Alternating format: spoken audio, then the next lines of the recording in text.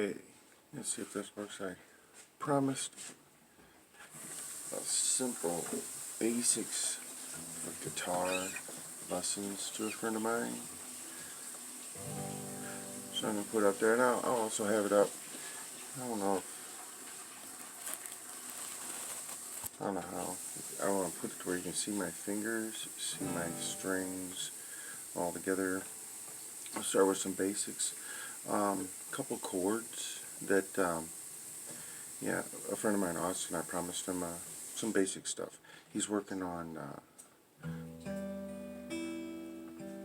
some picking of individual strings, and I want to show you some real basic chords that are fun. So you have like this E minor, and you can turn it into an E real easy by just putting your finger down.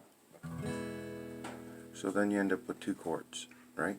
So you have here's E string, this is A, D, G, B, and E. E, A, D, G, B, E. So begins and ends in E. So on the E string, that's open. On the A string, that second fret with the middle finger works well. And then the next finger to it works with that D string, right? And those are the only strings you're holding down. The rest of them are open. And you get to hit all 6 strings. Now if you just put your index finger down on the first fret, if you can see I'm doing that, on the first fret, and you do that on the G string, and turn that into an E. So here you have 2 chords now, E minor and E. That same shape, move it down just one whole set of strings. So here we are with the open E for that E minor. We'll make it an open A for this A minor. And then if you put your finger down in that same pattern, you have, I believe that one's called an A7. Okay? All 3 on the second fret is A. But what we're doing is like the simplest. So again, open E, A on the second fret, D on the second fret, G is open, B is open, E is open. Can you see that?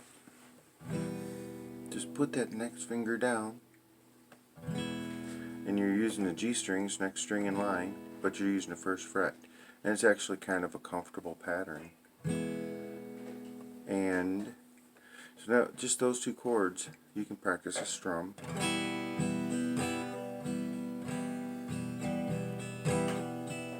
And then if you want to use your hands, I like to use my hands for picking, so obviously I don't have a pick in it.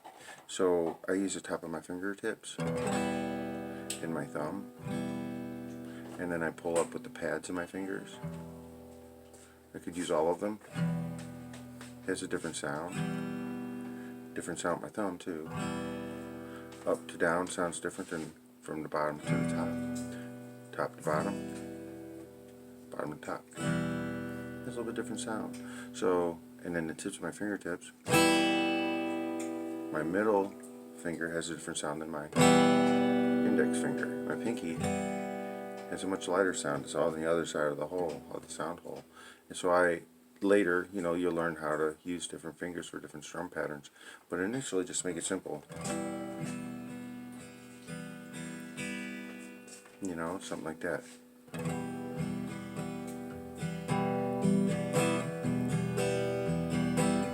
I'll play this for a little while and match that. Down, down, up, down, up, down, up, down, down, up, down, thumb. When I slow it down, it's hard to just say it. So it's down, thumb. So it's down, thumb, up, down, thumb, and then strum. Up, down, up.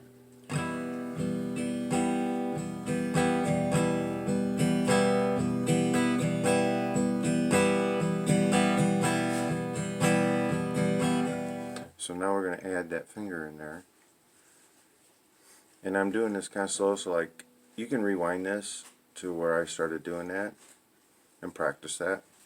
Down, thumb, up, down, thumb, up, strum, down, thumb, up, down, thumb, strum. Right? So you can practice doing that. And then I'll do it slowly with what we'll call a chord change, because all I'm doing is putting that finger down. Right? Remember that? We're making it from an E minor to an E. So we'll do, and we go in bars. So like let's call this a bar. Right? Call that a bar. That means we're going to start doing it again. The same thing we just did. Alright? So we'll do a bar of that, and then we'll change it to this. To that E. So we're going to do an E minor. Then we're going to put the finger down and do an E. I'll go real slow.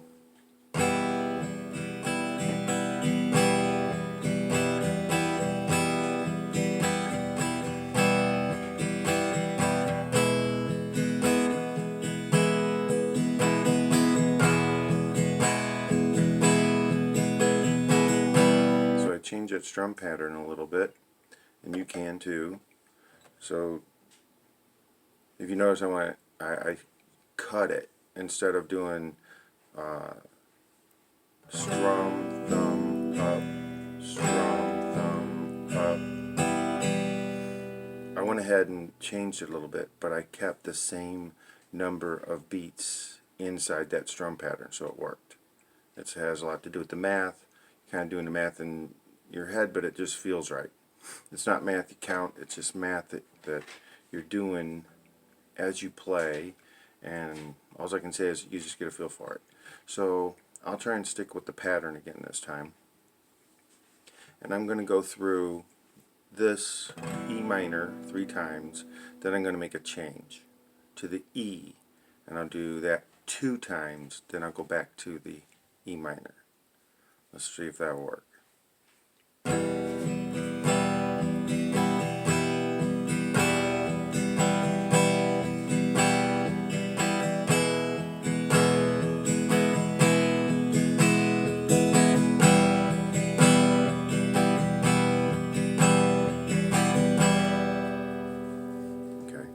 Something to play with. So now you would know 2 chords, and then while you're doing that, also this E, that is the key that you're playing when you're doing.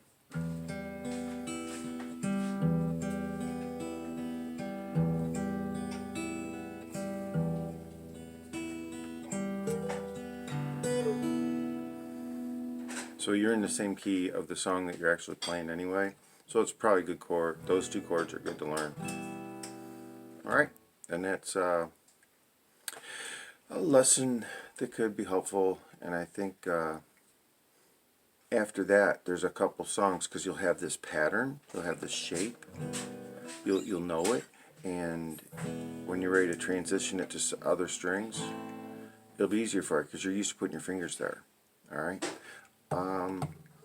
after you learn that, maybe one other chord, there's like 15 songs you can play.